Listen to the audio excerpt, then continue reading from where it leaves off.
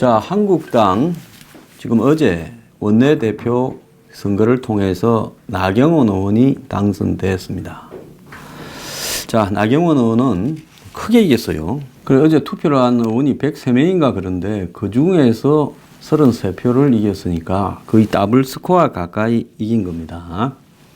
그래서 애초에 탈당했다가 들어온 이 탈당파와 탈당하지 않은 잔류파, 나경원 의원은 탄핵은 찬성했고 탈당은 하지 않았던 그런 잔류파로 분류되는데요. 실제로 이 김무성 의원의 핵심 측근이고 비서실장까지 했던 김학용 의원이 외부에서 김무성의 여러 가지 지원을 받으면서 심지어 최근에는 박근혜 조기 석방 이런 이 불구속 이런 부분까지도 이야기를 하면서 애를 썼지만은 범친박의 지원을 받고 또 홍준표 전 대표 측의 지원을 받은 나경원 의원이 거의 더블 스코어 가까이 큰 표차로 이겼습니다. 이길 거라고는 예상은 되었죠. 유기준 의원이나 이런 사람들이 다 물러나면서 사실상으로 나경원 의원에게 단일화를 해준 부분도 있는데요. 자, 여기서 이제 우리가 관심사는 사실 김학용도 투쟁파가 아니고 나경원도 투쟁파가 아닙니다. 지금 한국당에게 필요한 것은 투쟁밖에 없습니다. 우리는 이 덜깨 정신으로 싸우겠다고 김성태 원내대표가 원내대표 당선 직후 취임사에서 이야기를 했고 한번 물면 놓지 않겠다라는 말을 기억을 하는데요. 덜깨 정신으로 싸우기는커녕 똥개처럼 한 번도 제대로 물지 못했다는 겁니다. 드루킹 특검을 요구하며 단식하다가 아구통을 한 대 맞은 것이 그 투쟁의 다였습니다. 그것도 자기가 맞으려고 맞은 게 아니라 그냥 우연히 그래 됐지요. 자, 그래서 그 이후에 한국당이 6.13 지방선거 보궐선거에서 대참패를 했습니다. 역사상 보기 드문 참패를 했는데요. 그 전날 6월 12일 날 미북 정상회담 날짜를 정했을 때 한국당은 미국에 대고 이거 뭐 하자는 거냐라면서 강하게 항의하면서 그야말로 정치 음모라고 하는 투쟁을 했어야 되는데 4.27 판문점 선언 때부터 그냥 끌려다니면서 6.12까지 김정은과 문재인의 합작 공작에 말 한마디 제대로 못하고 끌려가다가 박살이 나버렸습니다. 그리고 이후에 무슨 문재인 정권의 이 대북 친북 문제에 대한 이 평화 사기 쇼에 대해서 6.13 지방선거 참패 이후에는 대북 노선을 이제는 우리도 인정할 건 인정하고 평화 노선으로 바꾸어야지 강경 대북 노선을 견지하다가는 보수에 설 자리가 없다라는 소리들까지 한국당 내부에 설설 새신파 의원이라는 사람들로부터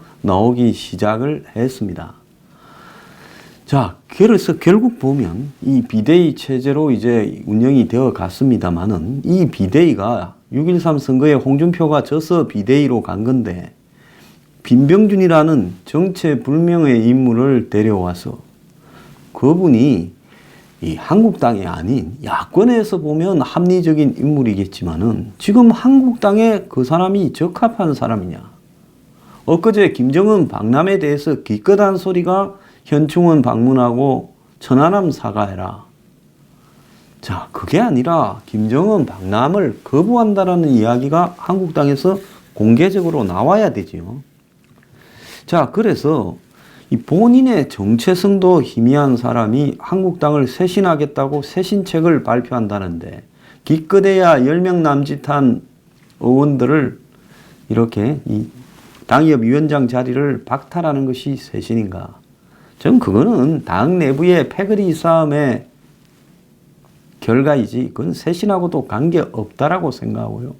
진정한 쇄신은 투쟁에서부터 나온다. 진정한 한국당의 개혁가는 문재인과 투쟁을 하면서 문재인의 안보 해체, 국방 해체에 대해서 싸우고 군사 합의에 대해서 절대 인정하지 못한다고 싸워야 되는 겁니다. 자, 문재인이 평양선언을 비준을 했을 때 문재인의 탄핵을 발의를 해야 되는 겁니다. 탄핵이라는 것이 설사 국회에서 표결을 시도해서 부결된다 하더라도 장렬하게 싸워서 전사해야 될 때는 명분을 가지고 장렬하게 싸우다 전사하는 것이 죽어서 이기는 길입니다. 그런데 한국당은 그런 길을 택하지 못했습니다.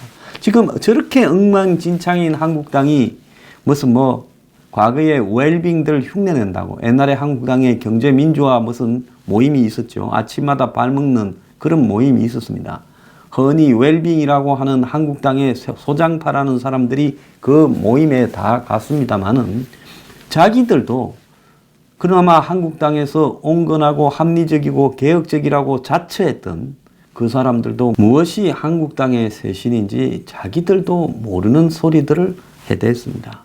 실제로 한국당의 쇄신과 개혁은요, 이 시대가 요구하는 부분이 무엇인가? 왜 서민과 중산층의 삶이 이토록 나빠지고 노인은 거의 빈곤 노인층이 되어가고 젊은 층은 실업자가 되어가는가? 이 시대의 보수의 가치가 무엇인가? 이런 고민들은요, 현재 한국당의 수준에서는 한 1년 이상 고민을 해서 정말로 신중하게 현장 위주의 접촉을 해서 결론을 내야 될 부분입니다. 자영업자는 왜 망하는가? 왜 택시 대신 카풀을 허용하려 하는가? 왜 인터넷 은행을 허용해야 되는가? 왜 입국장에 면세점을 허용해야 되는가? 영리병원이나 원격 의료를 왜 해야 되는가? 한국당 이 부분에 대해서 고민 하나 안 해보고 거의 수구의 앞잡이들이 이야기를 합니다. 아, 이거는 규제 완화다. 규제 완화는 무조건 보수의 가치다. 신자유주의다. 개뿔 같은 소리야. 망해버린 신자유주의를 가지고 한국에서 지금 들고 나왔을 때 소수의 기득권층 외에 대다수 성실한 안보를 중시하고 국가의 정체성에 대한 뚜렷한 가치를 가지고 있는 서민들은 어려워지는 겁니다. 자, 문재인 케어에 대해서 한마디 맞서 싸우지도 못해요. 문이 지금 비정규직을 정규직화하겠다면서 벌어지고 있는 저 소동에서도 국정조사하기로 합의 씩 해놓고 언제 할지 모릅니다. 그거 지금 누가 관심이나 있나요? 그때 한참 욕을 처먹을 때 그 욕을 때우기 위한 여권의 전략에 말려들어서 그거 하고 끝냈지요. 그 중에 최앞건은 지난 주에 2019년 예산을 470조 5천억 중에서 고작 9천억을 깎고 0.2% 깎았습니다. 0.2%면 1,000만 원에 2만 원이고 1억에 20만 원입니다. 1억짜리 거래를 하는데 20만 원을 깎았다. 지 돈 같으면 그렇게 깎겠습니까? 1억인데 2천만 원은 깎자고 들 겁니다. 이 썩은 작자들이 1억에 20만 원을 깎았습니다. 이 사람입니까? 그러면서 저들 월급은 같이 올렸습니다. 그리고 거기에 애결소위나 원내대표나 원내대표단에 있는 저들 지역구에는 예산 다 끌고 갔습니다. 그걸 민주당하고 합의를 해줬습니다.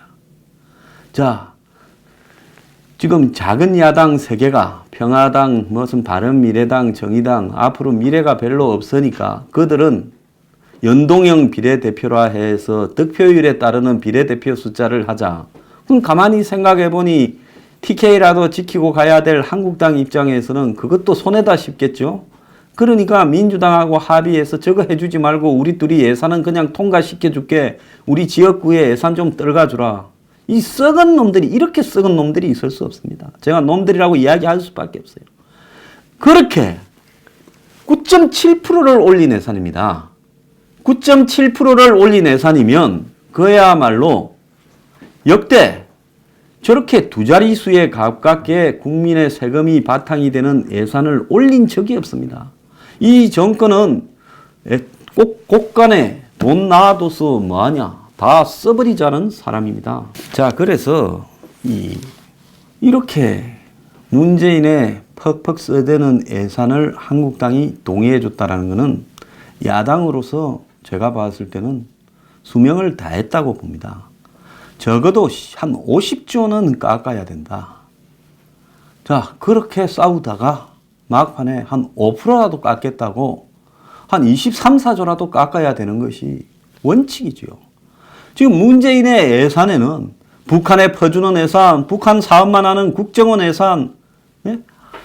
그리고 무슨 일자리 창출한다고 흔적도 없이 써버리는 예산, 저들 권력 유지하기 위한 예산, 청와대 특수활동비 한 푼도 안 깎았다잖아요. 북한에 퍼주는 예산 한 푼도 안 깎았다잖아요. 이렇게 썩은 놈들이 어디 있습니까? 그래 놓고는 이제 늘어난 슈퍼 예산을 어느 돈으로 메꾸겠습니까? 이제 여러분들 개인의 종합소득세부터 근로소득세, 그리고 법인세, 양도세, 종부세로 다 나올 겁니다. 당장 11월 달에 의료보험료 올랐다고 다 통보 오지 않았습니까? 저도 많이 올랐어요. 다 그 연락 왔을 겁니다. 자, 문재인 케어한 때 뭐라 했어요? 평상시에 인상률 한 3% 수준을 넘지 않겠다 했는데 지금 의료보험료가 3% 올랐습니까? 이런 놈들이 어디 있습니까? 자, 그런데 문패거리나 민주당이나 그것은 한 통속이기 때문에 그렇다 칩시다. 적어도 악당답게 악당인 이유가 있지 않습니까? 그러면 그걸 저지해야 될 경찰 역할을 해야 될 한국당 놈들이 이따위 짓거리를 해서 되겠느냐는 겁니다. 저는 이것들은 야당이 아니라고 생각합니다. 제 최근에 이런 사람들도 좀 사람 만들어 보겠다고 아침에 새벽에 3번이나 가서 이야기를 했는데요. 다 필요 없다고 생각을 합니다. 자, 제 말은 그냥 한 귀로 듣고 한 귀로 흘리면서 왜 저를 불러다가 이야기를 합니까? 황영수 불러다가 강연시켰다고 선전하려고 그럽니까? 자, 이제는 저 사람들에 대해서 용서해서는 안 된다는 생각이 들어요. 오늘 한국당 갑니다. 한 6시 반쯤 가니까요. 나경원 원내대표 오늘 당사에 있다가 우리 한국당 규탄 시단이 가면 나와서 우리의 요구를 수용하기 바랍니다. 만약에 오늘 한국당이 아무도 없다 하면 그건 내 절대로 용납하지 않겠다라는 겁니다. 자, 다음 총선에 한국당은 사라져버려야 됩니다. 그리고 그 다음 대선에 이 썩은 집구석이 무너져서 거기서 새 싹이 돋아나서 그래서 새로 출발을 해서 대선을 치르는 것이 낫다고 생각합니다. 그래서 정말 이런 식으로 한다면 저 한국당이 망하는 정말 101가지 방법을 제가 좀 찾아보려고 하고 있습니다. 아니면 같이 죽자라는 식으로 제가 한번 할까도 생각 중에 있습니다. 국민 앞에 사과하고요. 예산 통과에 대해서 사과하라. 두 번째는 김정은 방남에 대해서 반대한다고 입장을 밝혀라. 세 번째는 정말로 올바른 이 서민과 중산층의 입장에 따르는 쇄신개혁 방안을 분야별로 이렇게 만들어서 발표하겠다고 국민 앞에 약속해라. 이 세 가지를 저는 한국당이 해야 된다. 이렇게 주장을 합니다. 근데 딜레마가요. 한국당 새 지도부 인적 쇄신 없이 보수 재건도 없다고 오늘 조선일보가 보도를 했습니다. 그런데 정말로 웃기는 거는 인적 쇄신을 하려 하면 그래도 좀 더 나은 사람이 그러면 당 안팎에 좀 있어야 인적 쇄신을 할 건데 한국당이 물갈이를 여태까지 뭐 그 이전에 새누리당이든 했을 때 쇄신을 해서 더 나은 물이 들어왔냐 아니면 더 썩은 물이 들어왔냐. 자, 그걸 한번 우리가 고민해 봐야 되는 겁니다. 뉴라이트라고 그 전에 주사파 하던 사람들이 이제 운동권들 중에 2류, 3류가 돼버린 사람들이 이제 왼쪽에서는 해먹을 게 없고 왼쪽 정권은 끝이 난 것 같으니까 기회주의자들이 이제 오른쪽으로 왔습니다. 자, 오른쪽으로 왔는데 그 뉴라이트가 이명박 때 와서 박근혜 정권까지 연장되었는데 거기서 사람 같은 사람이 하나 있었습니까? 얼마 전에는 제가 누구라고 이름은 이야기하지 않겠습니다. 국가보안법 철폐도 검토해야 된다고 뉴라이트로 설치되고 출마도 했던 사람이 그렇게 이야기를 했습니다. 이게 말이 되는 이야기입니까? 자, 이제 좌파 세상이 된 것 같으니까 또 뉴 레프트로 터낸 겁니까? 그래, 기껏해야 그런 자들이나 한마디로 기득권의 앞잡이들이나 비례대표로 집어넣고 그래가지고 한국당이 됐습니다. 지금까지 굴러왔어요. 그래서 인적 쇄신이란 말은 의미가 없는 겁니다. 제가 생각할 때 이 당은 방법이 없다라고 저는 보고 있습니다. 자, 나경원 원내대표, 저는 전혀 기대하지 않지만은 오늘 저녁에 항의하러 가니까 자, 이 항의에 대해서 뭐라고 답을 할지 한번 답이라도 내길 바란다. 이제 다 퇴근하고 없습니다. 이제 직원들밖에 없습니다. 이제 그래가지고 직원들 중에 똘마니가 하나 나와가지고 뭐 하고 싶은 이야기가 있으면 전달하겠습니다. 문서나 주십시오. 이제 이렇게 놓으면 오늘 각오를 하기 바랍니다. 한국당요. 당신들이 보수를 대변한다고 눌러 앉아서 이 사회에 끼치고 있는 해악이 성실히 살아가는 중산층이나 서민층에게 끼치는 해악이 얼마나 큰가. 여러분들 앞으로 세금 더 문재인이 긁어서 때릴 때마다 세금 내면서 화가 날 때마다 한국당 놈들을 생각하십시오. 나쁜 놈은 저놈들입니다. 그걸 어떻게 그대로 동의를 해주냐는 거죠. 그래가 심지어 국채까지 발행한다지 않습니까? 세금 끌고도 모자랄 것 같았어요. 이게 말이 되는 소리라고 생각하십니까? 유류세 인하요? 어디 가버렸어요? 기름값 올라갈 줄 모르고 유류세 인하를 합니까? 자, 정말로 이해가지 않는다. 자, 오늘 아침에 조선일보에 보면 베네수엘라에도 우파 야당이 있었다. 그런데 베네수엘라의 오늘날 차베스에 이어가지고 또 그 똘마니 버스 기사하던 사람이 지금 베네수엘라 대통령을 하고 있습니다. 자, 나라를 순식간에 한 20년도 안 되는 시간에 저렇게 망가뜨릴 수 있는가, 이런 부분을 보여준 사례지요. 자, 문재인이 지금 1년 반 만에 보여준 것도 이게 20년이 된다 하면 베네수엘라처럼 가지 않겠습니까? 자, 그럼 베네수엘라는 야당이 어디로 갔냐? 한때는 야당이 시민들과 데모해서 차베스를 거의 쫓아내는 단계까지 가는 척 하다가 완전히 무너져 버렸습니다. 자, 그런데 이 차베스가 이제 암으로 2013년에 죽으면서 지 똘마니 버스 기사 출신 마두로를 대통령으로 뽑아달라 유언을 하니 지금 차베스의 파퓰리즘에 노란한 노동자나 빈민들은 또 마두로를 뽑았습니다. 자, 이 마두로도 선거를 통해서 됐을 건데 그런데 그 마두로 하나를 보수 야당이 저지하지 못했어요. 베네수엘라 국민들이 몸무게가 평균 10kg가 줄고 세계 최고의 미스 유니버스가 나오는 나라라고 미녀나라라 하는 베네수엘라에 얼굴 예쁜 여자들이 전부 이웃 나라로 브라질로 콜롬비아로 몸팔로 갔습니다. 나라가 망하면 남자는 도적대가 되고 여자는 장녀가 된다는 말이 베네수엘라가 지금 입증을 해주고 있어요. 그런데 이놈 마두로가 또 됐어요. 대통령에. 지난 5월 달에 대통령 선거에서 68%로 됐다는 겁니다. 자, 그런데 사람들은 나는 가난하고 직업도 없고 나라는 지금 개판이지만은 부자들이 다 돈을 빼돌리고 한마디로 그래서 나라가 이래 됐기 때문에 우리 편인 마두로를 찍겠다. 나라가 망해도 야당은 안 찍겠다 해서 마두로가 또 됐다는 겁니다. 자, 부정선거 운운하지만은 어쨌거나 누가 보더라도 마두로가 한 표는 더 얻었던 것은 사실입니다. 그럼 어쩌다가 이런 꼬라지가 됐을까요? 자, 야당이 차베스 쫓아내려고 군대와 더불어서 이 쿠데타를 하려다가 적폐로 찍히면서 뭐 그 뒤로 선거 보이콧도 하고 국정 불참도 했지만은 계속 코너에 몰려오면서 결국은 야당이 질이 멸렬해져 갖고 거기에 차베스나 마두로의 탄압이 교묘하게 진행이 되다 보니까 이제 야당들 스스로가 뭘 해야 될지도 모르고 목소리가 백가쟁명입니다. 전부 입장이 달라요. 강한 야당, 약한 야당. 그러다 보니까 마두로를 싫어하는 사람도 베네수엘라 야당은 찍지 않겠다. 그래서 베네수엘라가 어떻게 망하는가를 확실히 보여줬어요.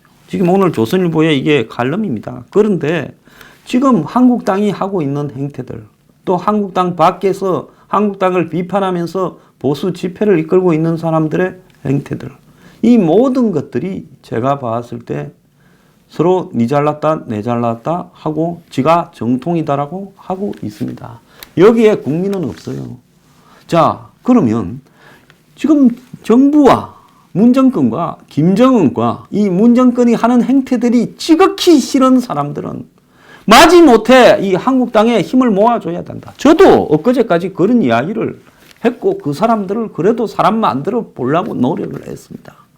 그런데 지금 보이는 모습을 한번 보십시오. 예산안 통과시키는 모습을 보고 김정은 방남에 대해서 못 온다 라고 명확하게 말하지 못하는 모습을 보고 이 자들은 그야말로 야당의 탈을 정치꾼들이거나 기득권의 앞잡이들이거나 아니면 언제든지 문패거리가 될 수도 있는 놈들이거나 한마디로 지역 구도에 기대어서 기생하는 정치 양아치들이거나 이런 수준밖에 안 된다고 저는 보고 있습니다. 사람이요, 최소한의 자존심을 지켜야 될 부분이 있는 거예요. 왜 한국당은 야당으로서 예산안을 보이콧하면서 김정은 방남을 기습으로 하려고 하는데 문재인 청와대가 입장을 밝혀라. 김정은이 안 온다라고 입장을 밝혀라. 오려고 하면 6.25 천안함 연평도에 사과하고 비핵화하겠다고 먼저 발표하고 와라. 그러면 반대하지 않겠다. 그 전에는 못 온다라고 하고 국회를 거부하고 지금 연말 내내 들어누워야죠. 길거리로 가서. 도대체 뭐 하고 있는 겁니까? 그래가 월급이나 같이 상의해서 올리고 민주당하고 야3당 연동형 비례대표 하자는데 니하고 내하고 니는 수도 전라도 우리는 경상도만 먹으면 되니까 나눠 먹자고 그거 해주지 말자고 그래가지고 잽싸게 예산안 통과시키고 그래도 떡을 만졌으니 떡고물은 한 점씩은 찍어 먹자고 그 짓거리 한 거 아닙니까? 자, 이것들이 사람입니까? 이러니까 20년 집권론, 40년 집권론 하는 거 아닙니까? 오늘 나경원은 대답을 해주기 바랍니다.